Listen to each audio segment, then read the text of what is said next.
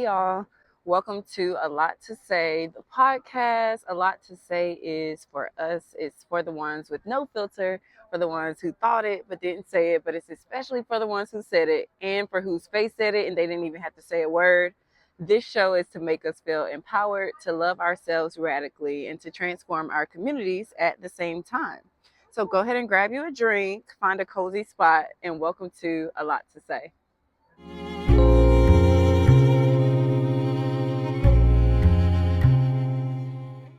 So for today's mindful moment, we will be talking about 10 different types of rest that you can get.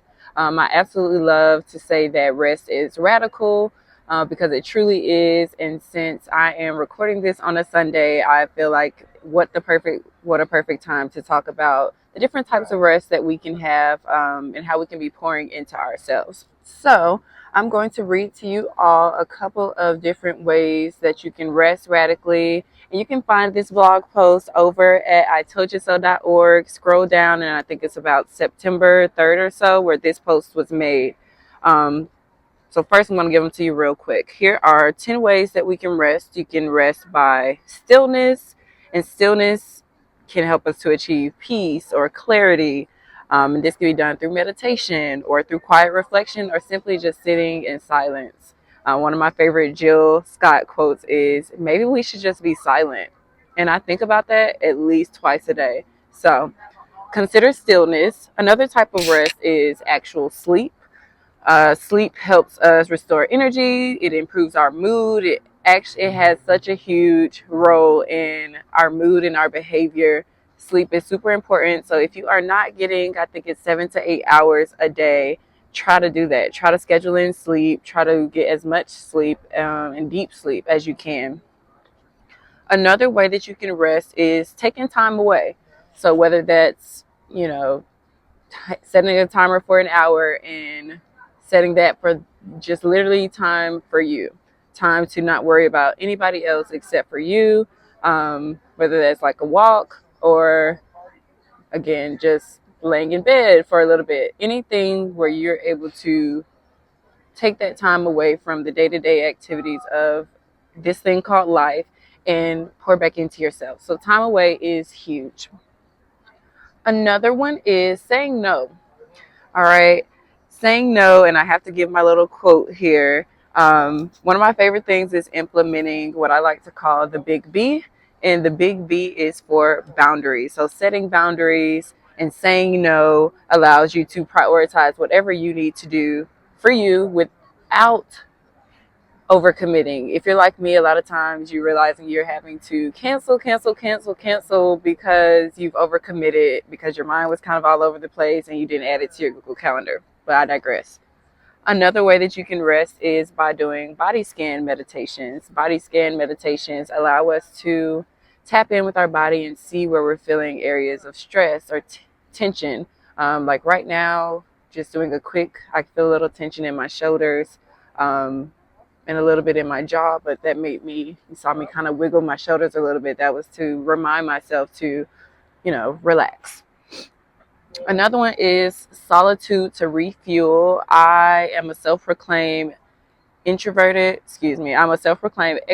introvert. Okay, I absolutely do enjoy time when I'm out, but I absolutely need that time alone in solitude to refuel and recharge myself. So solitude is a good way to kind of rest and refuel, but make sure that you're not spending too much time alone. You do need to be in community with others too. All right. Another one that I have not perfected, but that I have definitely been implementing over the past 2 months is no schedule. I am an excessive planner. A lot of it comes from anxiety. A lot of it comes from just going on and on in my head about what if, is there going to be a parking spot? Is there going to be this? Is there going to be that? Throw it out the way. When you are not committing yourself to these strict schedules and strict timelines, especially when it's not necessary, you're able to enjoy the day and be more mindful and be more present in the moment. So highly recommend that. And shout out to all my friends that hold me accountable to getting off the schedule. Okay, I can be a little intense, and so I think that I'm growing. That is growth. Okay. Another way that you can rest is spending time in nature. As you see, we are filming this episode outdoors, and yeah, the weather's nice. I'm catching the sunlight, the last sunlight of the day. But just spending time out here, feeling the breeze, seeing the different trees, and looking at the fall colors around me is really doing something for me. Okay. And then we have two more types of rest. One is breath work. So breathing, by breathing deeply, we are able to literally calm our nervous systems and kind of recalibrate ourselves. You can read more about this over on the blog at Black Girls Breathing. And finally, physically caring for your body. So taking time to do different movement, whether that's yoga or stretching, jogging, any kind of movement that makes your body move. Any kind of movement where you're able to kind of uh, stretch those muscles. You know, we as Black women especially, we store a lot of trauma and a lot of stress in our hips, and so making sure that you're doing things to stretch your hips are really good. Making sure that you're doing things to stretch your neck is really good. Sorry, baby. And those are just a few things that you can do to rest. I also noted on this blog post a few people who are doing the work, and of course, excuse me. Okay, I don't know how loud that is, but I do want it to pass. Okay, a few people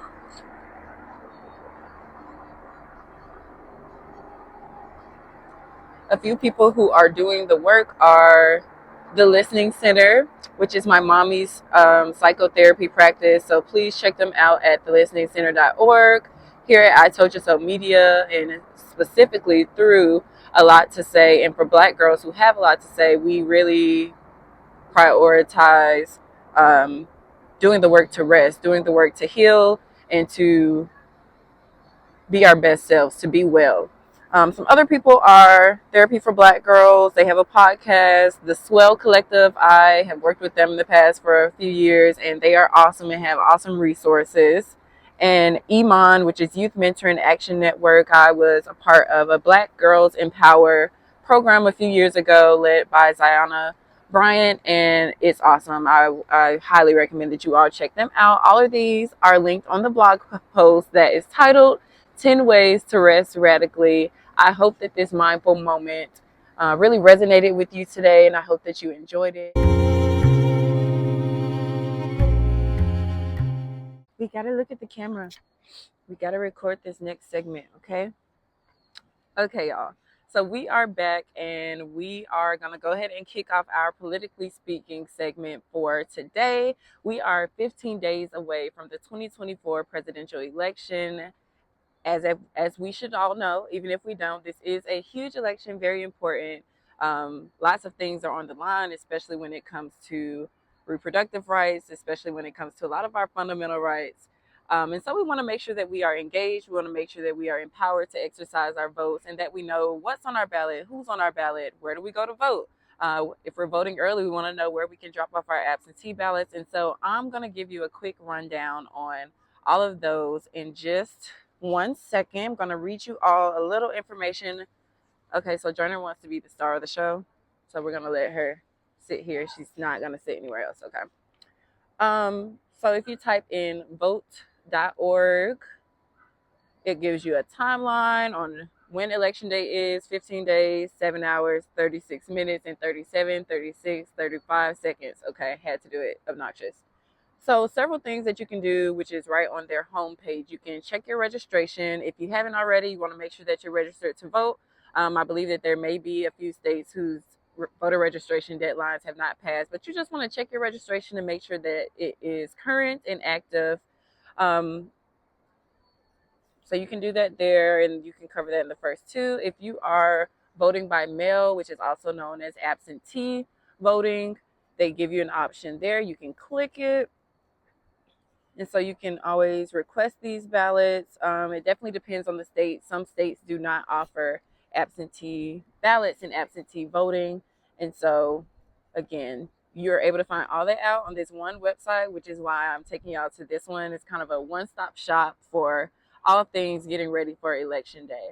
Okay, next on the website, you can see what's on your ballot, and that'll give you like local amendments. That'll give you, I'm trying to think of what else they're called on there, amendments and other initiatives that are on your local ballot. So in addition to voting for president, you may be voting for local initiatives. I know at one point it was like voting to make alcohol sales on Sunday after 12 o'clock p.m.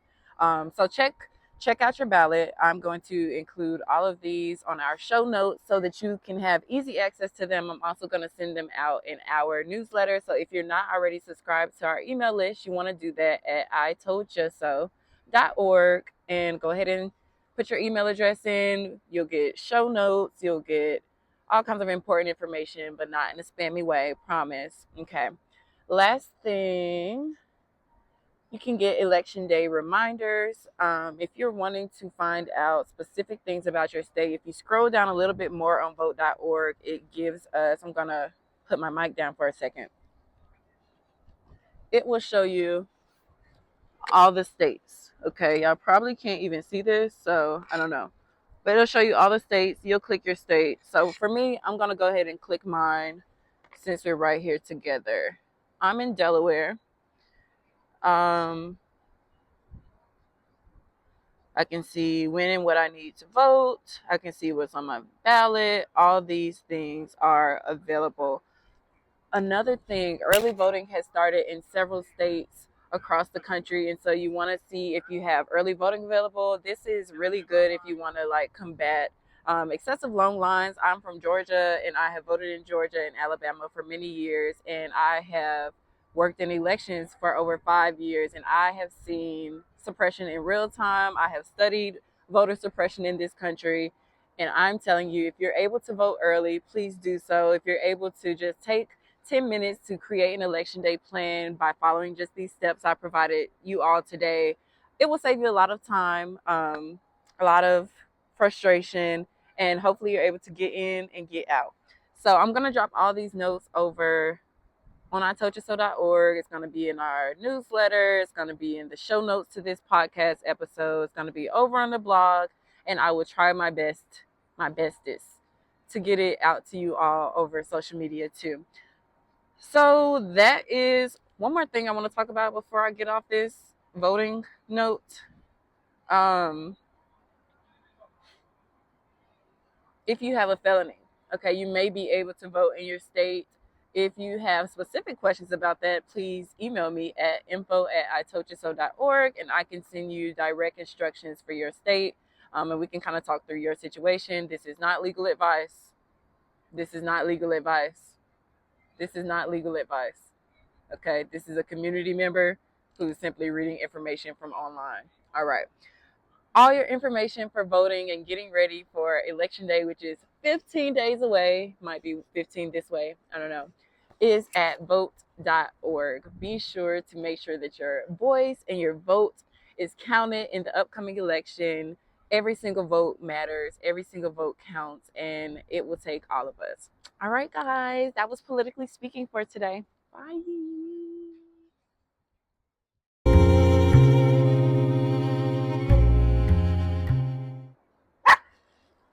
Gosh, y'all, I thought I recorded that. The whole last segment did not record. So we're going to just record it again. So we are going to dive into radical reads. I'm not going to put a timeline on this. I was going to say this month we're reading or this week we're reading. Hey, right now we're reading Get Good with Money by Tiffany Aliche, the Budgetnista. This book is awesome. If you don't already follow Tiffany on social media, make sure that you do that. Tiffany is getting our mind right. She's helping us to get into our money mindset and to make sure that we are getting really good with our money. I think that a lot of times we can be intimidated by talking about money. We can be fearful of looking at just how much debt we have. We can be fearful of if we're going to be able to provide. And I think that this book is just a really good start to, number one, lay it all out there, okay? Lay out the things that you've been through financially, and think and dream forward about where you want to go financially too. Like I think all those things are important. So far, I have read through the introduction and I'm in chapter 1. In the introduction, Tiffany is just telling us a little bit about how she got to where she is.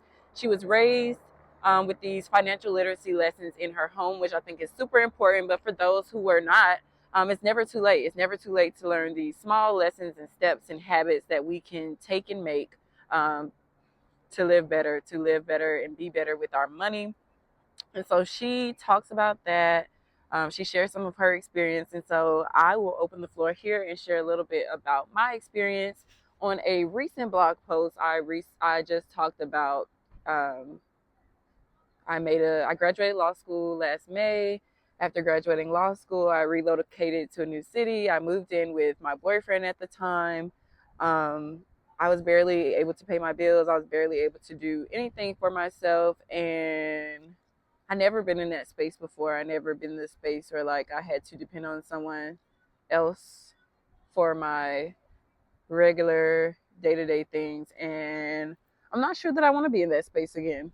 And so that has really fueled me to make better money decisions, to really move like a boss, to value myself, um, yeah, and to move accordingly. Anyway, fast forward through that, I moved to a new apartment at the beginning of the year. I got a new puppy at the beginning of the year.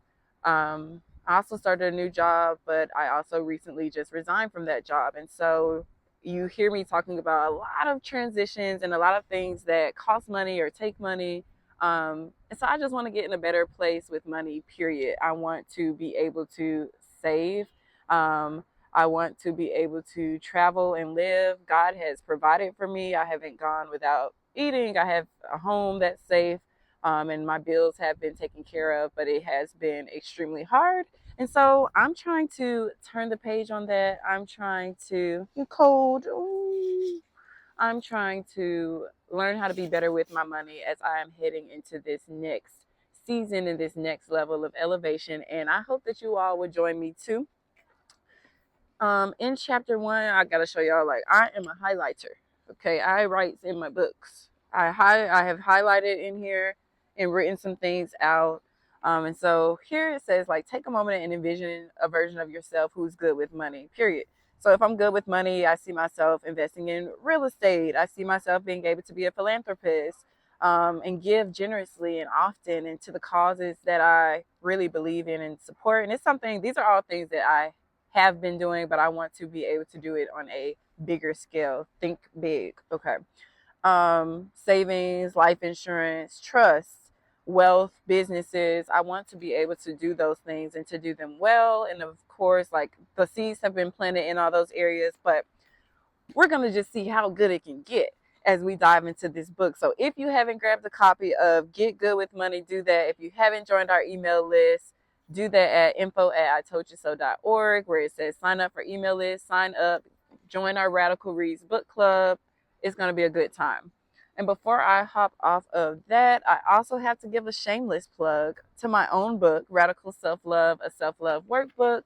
Where again, I wrote this book as I was going through all of this, as I made this move into a new place in a new city, as I ended one chapter that was law school and just being in school for all those years before, and kind of this year of self-discovery, if you will. And so in this, I share affirmations, I share exercises, I share tips and tools that can help us to love ourselves radically despite anything that we're going through. And I also invite you to grab this book and let me know when you get it and tag us in your pictures over on social media.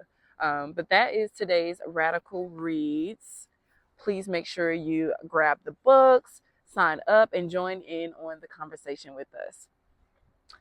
So I hope that you all enjoyed this episode of A Lot to Say. I feel like I'm finally getting in a mental space where I'm able to be confident. Like, I'm set up in front of people, whatever, and I'm recording this thing and I'm getting it done. I'm excited to continue to share with you all in this space, and I hope that you all will continue to join me here bi-weekly-ish on A Lot to Say. I'm your host, Teryn Denae. yeah, you can find this on several podcast streaming networks, platforms, Apple Podcasts, iHeartRadio, Spotify, YouTube. Those are four that I can name off the top of my head. But make sure to join us in this A Lot to Say movement. Join us in the radical self-love movement. Become a subscriber. We are so happy to be just chatting with you all each week. And if you have a lot to say, this is definitely the space for you. I'll catch you next time. Bye.